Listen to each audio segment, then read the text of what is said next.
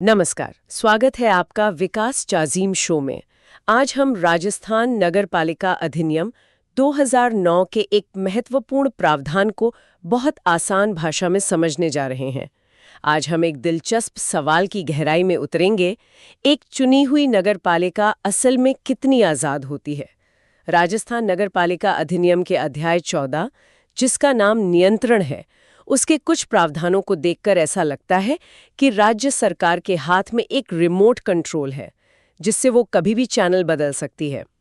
आज हम इसी रिमोट कंट्रोल के बटनों यानी धारा 321 से 327 को एक-एक करके समझेंगे और जानेंगे कि ये नियंत्रण कैसे काम करता है।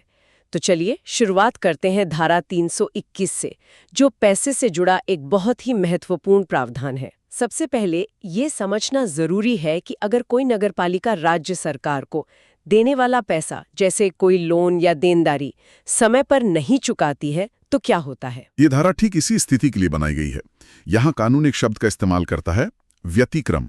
व्यतिक्रम जी, जिसका सीधा मतलब होता है चूक करना, या अंग्रेजी में कहें तो डिफॉल्ट कर जाना। अच्छा, डिफॉल्ट। हाँ, तो ये धारा राज्य सरकार को यह शक्ति देती है कि यदि कोई नगरपालिका सरकार को देय किसी भी राशि का भुगतान करने में चूक करती है, तो सरकार सीधे उस व्यक्ति या अधिकारी को निर्देश दे सकती है जिसके पास नगरपालिका का पैसा रखा है, जिसे हम नगरपालिक निधि कहते हैं। बिल्कुल। अच्छा, मतलब सरकार सीधे उस बैंक या खजांची को आदेश दे देगी जहां नगरपालिका का खाता है। बिल्कुल, और सरकार का निर्देश ये होगा कि उस फंड में से बाकी सब भुगतान रोककर सबसे पहले सरकार का बकाया चुकाया जाए। कानून में इसके लिए एक बहुत मजबूत शब्दावली है, किसी भी अन्य प्रभार पर पूर्विकता। पूर्विकता, इसका क्या मतलब हुआ? इसका मतलब है पहली प्रायोरिटी, फर्स्ट प्रायोरिटी। ओके। इसे ऐसे समझिए कि अगर घर में बहुत सारे बिल चुकाने हैं, बिजली का, बच्चों की फीस का, किराने का, लेकिन आपने किसी से उधार लिया है, तो आप सबसे पहले उस उधार को चुकाएंगे। यहाँ राज्य सरकार की प्राथमिकता सबसे ऊपर है। तो मतलब नगरपालिका के अन्य जरूरी खर्चे, जैसे कर्मचारियों का वेतन देना, हाँ, या किसी ठेकेदार का बिल चुकाना, इन सबसे भी पहले सरकार का पैसा चुकाना होगा। बिल्कुल, सबसे पहले सरकार का पैसा। लेकिन अगर सरकार का पैसा चुकाने के चक्कर में नगरपालिका अपने कर्मचारियों को वेतन न दे पाए या शहर में सफाई का काम रुक जाए, तो क्या ये जनता के साथ अन्याय नहीं होगा? कानून में ये प्राथमिकता इतनी सख्त क्यों रखी गई है? ये सवाल बहुत वाजिब है। देखिए, कानून के पीछे सोच ये है कि राज्य सरकार की वित्तीय स्थिरता सर्वोपरि है। अगर नगरपालिकाएं सरकार से लिए गए ऋण या अन्य देय राशि का भुगतान समय पर नहीं करेंगी, तो पूरे राज्य की वित्तीय व्यवस्था प्रभावित हो सकती है। इसीलिए ये कठोर प्रावधान बनाया गया है, और जिस अधिकारी के पास वो फंड है, वो इस आदेश को मानने के लिए कानूनी रूप से बाध्य है। बाध्य है? जी, कानून इसके लिए आबद्ध शब्द का प्रयोग करता है, जिसका मतलब है कि वो अधिकारी मना कर ही नहीं सकता, उसे ये करना ही पड़ेगा, कोई विकल्प नहीं है। हाँ, एक सीमा जरूर है, वो भुगतान केवल उतनी ही राशि तक कर सकता है जितनी नगरपालिका के खाते में उपलब्ध है। चलिए, ये तो हुई पैसे की बात। अब उस शक्ति की बात करते हैं जो शायद सरकार का सबसे बड़ा हथियार है, नगरपालिका को भंग करना। ये तो ब्रह्मास्त्र जैसा है, एक चुनी हुई संस्था को एक झटके में खत्म कर देना। आखिर कानून इतनी बड़ी शक्ति सरकार को किन परिस्थितियों में देता है? जी, ये राज्य सरकार की एक बहुत बड़ी और असाधारण शक्ति है, जिसका जिक्र धारा 322 में है। इस धारा की उपधारा 1 कहती है कि राज्य सरकार किसी भी नगरपालिका को विघटित यानी डिसॉल्व कर सकती है, लेकिन केवल तभी जब सरकार की राय में ऐसा करने के ठोस कारण हों। ये कारण 3 तरह के हो सकते हैं। कौन कौन से? पहला कारण है, अगर नगरपालिका अपने अधिरोपित कर्तव्यों को निभाने में सक्षम नहीं है। अधिरोपित कर्तव्य मतलब वो काम जो उसे कानून द्वारा सौंपे गए हैं, जैसे शहर की साफ सफाई, शुद्ध पानी की व्यवस्था, सड़कों का रखरखाव, अगर वो इन्हें ठीक से नहीं कर पा रही है। ठीक है। और दूसरा कारण है, यदि नगरपालिका बार बार व्यतिक्रम कर रही है, यानी बार बार चूक या गलतियां कर रही है। और तीसरा कारण है, अगर वो अपनी शक्तियों का अतिक्रमण कर रही है, यानी अपनी सीमा लांघ रही है, या फिर शक्तियों का दुरुपयोग कर रही है, मिसयूज कर रही है। इन कारणों के आधार पर राज्य सरकार एक आदेश को सरकारी राजपत्र मतलब ऑफिशियल गेजेट में प्रकाशित करके नगर पालिका को भंग कर सकती है। लेकिन बार बार चूक करना या कर्तव्य निभाने में सक्षम न होना, ये तो बहुत व्यक्तिपरक मतलब सब्जेक्टिव लगता है। क्या एक छोटी सी गलती को भी आधार बनाकर सरकार किसी विरोधी पार्टी की नगर पालिका को भंग नहीं कर सकती? क्या इसके राजनीतिक दुरुपयोग को रोकने के लिए कोई सुरक्षा कवच है? आपका संदेह बिल्कुल सही है और कानून बनाने वाले इस बात से वाकिफ थे। इसीलिए इस शक्ति के इस्तेमाल पर कुछ कड़े सुरक्षा कवच लगाए गए हैं। विघटन का आदेश देने से पहले 2 बातें अनिवार्य हैं। क्या है वो? पहला, नगर पालिका को उसके अध्यक्ष के माध्यम से स्पष्टीकरण देने का पूरा अवसर दिया जाएगा कि उन पर लगे आरोपों पर उनका क्या कहना है। अच्छा। और दूसरा, उसे सुनवाई का एक युक्तियुक्त अवसर भी दिया जाएगा। यह प्राकृतिक न्याय का सिद्धांत है कि किसी को बिना सुने सजा नहीं दी जा सकती। अच्छा। इतना ही नहीं, एक विशेष शर्त भी जोड़ी गई है जो इसे और भी मुश्किल बनाती है। अच्छा। सरकार विघटन का आदेश तभी दे सकती है जब पहला, नगर पालिका पर लगे आरोपों का एक लिखित विवरण तैयार कर उसे एक विहित अधिकरण को जांच के लिए भेजा गया हो। विहित अधिकरण ये क्या होता है? यह एक तरह की जांच कमेटी होती है जिसमें एक अध्यक्ष और कम से कम 2 सदस्य होते हैं। और दूसरी शर्त यह है कि सरकार का अंतिम आदेश उस जांच के नतीजों के आधार पर ही होना चाहिए, मनमानी से नहीं। अच्छा, मतलब एक पूरी न्यायिक प्रक्रिया जैसी जांच होगी। हाँ, ताकि ये सुनिश्चित हो सके कि फैसला तथ्यों पर आधारित है, राजनीति पर नहीं। इसी उपधारा में एक स्पष्टीकरण भी है। ये कहता है कि अगर किसी नगर निगम में खाली सीटों की संख्या मतलब रिक्ति कुल सीटों के 2/3 से ज्यादा हो जाए। 2/3 मतलब 2/3? जी, 2/3 से ज्यादा हो जाए तो उसे अपने कर्तव्य निभाने में अक्षम ही माना जाएगा और फिर लंबी जांच की जरूरत नहीं होगी। इसे एक उदाहरण से समझाइए। जरूर। मान लीजिए जयपुर ग्रेटर नगर निगम में कुल 150 वार्ड हैं। अगर किसी भी कारण से, चाहे इस्तीफा हो, मृत्यु हो या कोई और वजह, 101 से ज्यादा वार्डों में पार्षद के पद खाली हो जाएं, जो कि 150 का 2/3 यानी 100 से ज्यादा है, तो सरकार ये मान सकती है कि अब ये नगर निगम अपना काम ठीक से करने में सक्षम नहीं है और उसे विघटित करने की प्रक्रिया शुरू कर सकती है। समझ गई। अब इसी से जुड़ा एक और मजबूत प्रावधान है।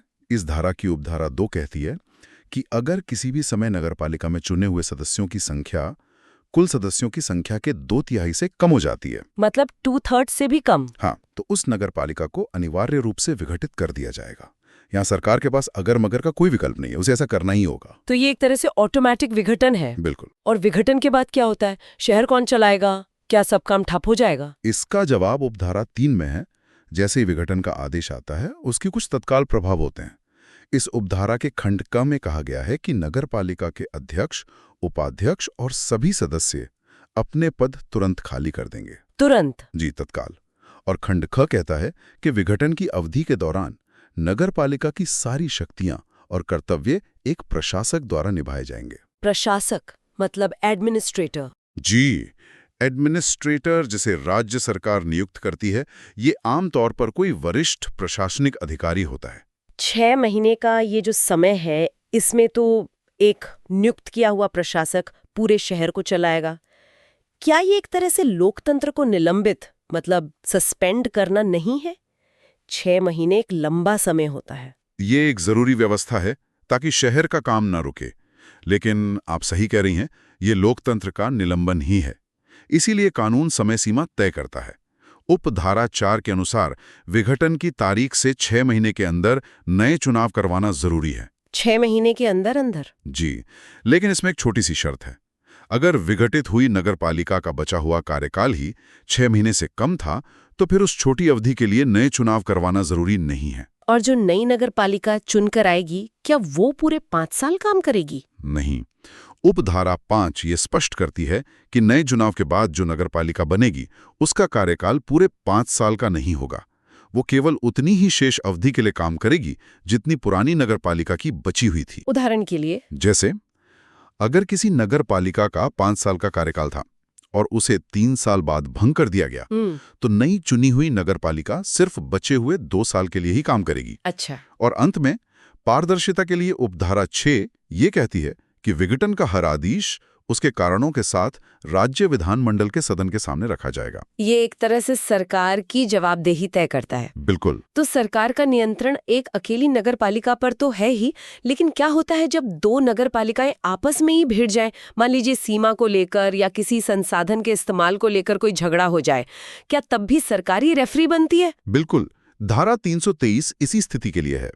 उपधारा 1 कहती है कि अगर किसी नगर पालिका का विवाद किसी दूसरी नगर पालिका, पंचायत या किसी अन्य स्थानीय प्राधिकारी से हो जाए और वो आपसी बातचीत से सौहार्दपूर्ण रूप से हल नहीं होता है तो मामला उच्च अधिकारियों के पास जाएगा। इसमें दो स्थितियां हैं।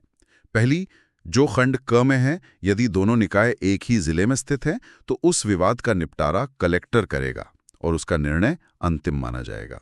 और अगर अलग अलग जिले में हो तो वो खंड ख में आता है। बाकी सभी मामलों में विवाद संभागीय आयुक्त यानी डिविजनल कमिश्नर को भेजा जाएगा और उनका निर्णय भी अंतिम होगा। यहाँ एक दिलचस्प बात है कि मामले को कोर्ट नहीं भेजा जा रहा। सिविल कोर्ट में मुकदमा क्यों नहीं? क्या ये नागरिकों के कानूनी अधिकार का हनन नहीं है? ये एक बहुत ही महत्वपूर्ण सवाल है। इसका जवाब इस धारा की उपधारा 2 में है, जो कहती है कि ऐसे विवादों को लेकर किसी भी सिविल कोर्ट में मुकदमा नहीं चलाया जा सकता। लेकिन क्यों? इसके पीछे का उद्देश्य प्रशासनिक दक्षता है। अगर ऐसे मामले अदालतों में जाने लगे तो उनमें सालों लग सकते हैं और तब तक विकास के काम रुके रहेंगे। अच्छा। इसलिए कानून ये कहता है कि प्रशासनिक विवादों को प्रशासनिक अधिकारियों द्वारा ही जल्दी से सुलझाया जाए। ठीक है, दो नगर पालिकाओं का झगड़ा तो कलेक्टर या कमिश्नर सुलझा देंगे, लेकिन अगर झगड़ा किसी बड़ी संस्था से हो, जैसे जयपुर विकास प्राधिकरण या जेडीए या राजस्थान आवासन मंडल से, जिनकी अपनी अलग शक्तियां होती हैं। ये स्थिति धारा 324 में स्पष्ट की गई है। अगर नगर पालिका का विवाद नगर विकास न्यास, यूआईटी, नगर विकास प्राधिकरण, आवासन बोर्ड या किसी अन्य कानूनी बोर्ड के साथ हो और ये विवाद अधिकारिता यानी जुरिस्डिक्शन मतलब काम करने के क्षेत्र को लेकर हो और आपसी सहमति से हल ना हो, तो फिर मामला कहाँ जाएगा? तो ये मामला सीधे राज्य सरकार को भेजा जाएगा और इस मामले में राज्य सरकार का निर्णय ही अंतिम होगा। ऐसा क्यों? इसका कारण ये है कि ये सभी बड़ी संस्थाएं भी राज्य सरकार के अधीन ही काम करती हैं, इसलिए उनके बीच के विवाद को सुलझाने का अंतिम अधिकार भी सरकार के पास ही होता है। अब एक और नियंत्रण की बात करते हैं। क्या सरकार नगर पालिका के बनाए नियम को भी बदल सकती है? मतलब नगर पालिका ने कोई नियम बनाया और सरकार को पसंद नहीं आया, तो क्या वो उसे रद्द कर सकती है? हाँ, धारा 325 सरकार को ये सीधी शक्ति देती है। उपधारा 1 के अनुसार राज्य सरकार किसी भी नगर पालिका द्वारा बनाए गए किसी भी उपविधि यानी बायलॉ या नियम यानी रूल को राजपत्र में अधिसूचना द्वारा या तो पूरी तरह से निरसित कर सकती है। निरसित मतलब रद्द, कैंसिल कर सकती है, या आंशिक रूप से उपांतरित कर सकती है। उपांतरित मतलब संशोधित या मॉडिफाई कर सकती है। क्या ये बिना नगर पालिका से पूछे किया जा सकता है? नहीं, यहाँ भी प्राकृतिक न्याय का सिद्धांत लागू होता है। ऐसा करने से पहले नगर पालिका को अपना पक्ष रखने का मौका देना अनिवार्य है। सरकार को नगर पालिका को बताना होगा कि वो ऐसा क्यों कर रही है और नगर पालिका को अपनी आपत्ति या स्पष्टीकरण प्रस्तुत करने के लिए समय दिया जाएगा, जिसे कानून की भाषा में हेतुक दर्शित करना कहते हैं। बिल्कुल। और उपधारा 2 ये बताती है कि ये बदलाव कब से लागू होगा। ये या तो अधिसूचना में बताई गई तारीख से या फिर राजपत्र में प्रकाशन की तारीख से प्रभावी होगा। और एक जरूरी बात यह है कि ये नियम पूर्व प्रभावी कार्यों को प्रभावित नहीं करेगा, यानी नियम बदलने से पहले जो काम पुराने नियम के तहत हो चुके हैं वे मान्य रहेंगे। सरकार के पास तो बहुत सारे काम और बहुत सारी शक्तियां हैं। क्या वो अपने काम को आसान बनाने के लिए अपनी कुछ शक्तियां किसी और अधिकारी को सौंप सकती है? बिल्कुल। इसी प्रक्रिया को प्रत्यायोजन कहते हैं, डेलीगेशन ऑफ पावर्स, जिसका प्रावधान धारा 326 में है। उपधारा 1 के अनुसार राज्य सरकार इस अधिनियम के तहत मिली अपनी ज्यादातर शक्तियां अपने किसी अधीनस्थ अधिकारी को सौंप सकती है। लेकिन कौन सी शक्तियां इतनी महत्वपूर्ण है कि सरकार उन्हें किसी भी हालत में अपने पास ही रखती है? कानून में स्पष्ट रूप से कुछ धाराओं का जिक्र है जिनकी शक्तियों को सरकार किसी और को नहीं दे सकती। ये वो शक्तियां हैं जो व्यवस्था की नींव की तरह हैं, जैसे धारा 3 के तहत एक नई नगर पालिका बनाने की शक्ति, धारा 6 के तहत नगर पालिका की सीमाओं को बदलने की शक्ति, या चुनाव करवाने से जुड़ी कुछ महत्वपूर्ण शक्तियां। जी, ये इतने बड़े नीतिगत फैसले हैं कि इनका नियंत्रण सीधा सरकार अपने पास रखती है। साथ ही अपील सुनने वाले प्राधिकारी को नियुक्त करने की शक्ति भी सरकार प्रत्यायोजित नहीं कर सकती। और उपधारा 2 ये भी कहती है कि राज्य सरकार ये आदेश भी दे सकती है कि किसी कलेक्टर या अन्य अधिकारी की शक्तियों का प्रयोग कोई दूसरा अधिकारी एक निश्चित समय के लिए करेगा। यह प्रशासनिक सुविधा के लिए है। आखिर में मान लीजिए नगरपालिका ने कोई फैसला ले लिया है, कोई प्रस्ताव पास कर दिया है, क्या सरकार उस फैसले के बाद में उसकी जांच कर सकती है? एक तरह से उसका पोस्टमार्टम कर सकती है? पोस्टमार्टम शब्द काफी सटीक है। ये शक्ति धारा 327 में दी गई है। उपधारा 1 के अनुसार राज्य सरकार या उसका कोई भी अधिकृत अधिकारी किसी भी समय अपनी मर्जी से नगरपालिका के किसी भी आदेश या संकल्प मतलब रेजोल्यूशन के रिकॉर्ड को मंगवा सकता है। और ये रिकॉर्ड क्यों मंगवाया जाता है? इसका उद्देश्य ये जांचना होता है कि वो आदेश या संकल्प कितना शुद्ध, वैध और उचित है। यानी क्या वो सही है, क्या वो कानून के दायरे में है और क्या वो तर्कसंगत है। और जब तक ये जांच पूरी नहीं हो जाती, सरकार उस आदेश के क्रियान्वयन को आस्थगित कर सकती है। आस्थगित करना मतलब उस पर रोक लगा सकती है, उसे पोस्टपोन कर सकती है। और जांच के बाद क्या होता है? उपधारा 2 के अनुसार रिकॉर्ड की जांच करने और नगरपालिका को सुनवाई का अवसर देने के बाद सरकार उस आदेश या संकल्प को विखंडित कर सकती है। विखंडित मतलब? रद्द कर सकती है या उसे उलट सकती है मतलब रिवर्स कर सकती है या उपांतरित कर सकती है यानी मॉडिफाई कर सकती है। और इस मामले में सरकार का निर्णय अंतिम होगा और नगरपालिका पर बाध्यकारी होगा। इन सभी धाराओं को समझने के बाद वही पहला सवाल दिमाग में घूम रहा है, ये जो पूरा नियंत्रण का ढांचा है, ये नगरपालिकाओं को बेहतर काम करने के लिए एक जरूरी गाइडलाइन और सुरक्षा कवच देता है, या फिर ये उनकी स्वायत्ता को सीमित करके उन्हें राज्य सरकार की एक शाखा मात्र बना देता है? इस संतुलन पर सोचना जरूरी है। यदि आपको ये व्याख्या पसंद आई हो तो हमारे YouTube चैनल विकास जाजीम को सब्सक्राइब करें, इस ऑडियो को अपने दोस्तों के साथ शेयर करें और यदि पसंद आया हो तो लाइक जरूर करें। अपने सुझाव कमेंट बॉक्स में जरूर लिखें। धन्यवाद।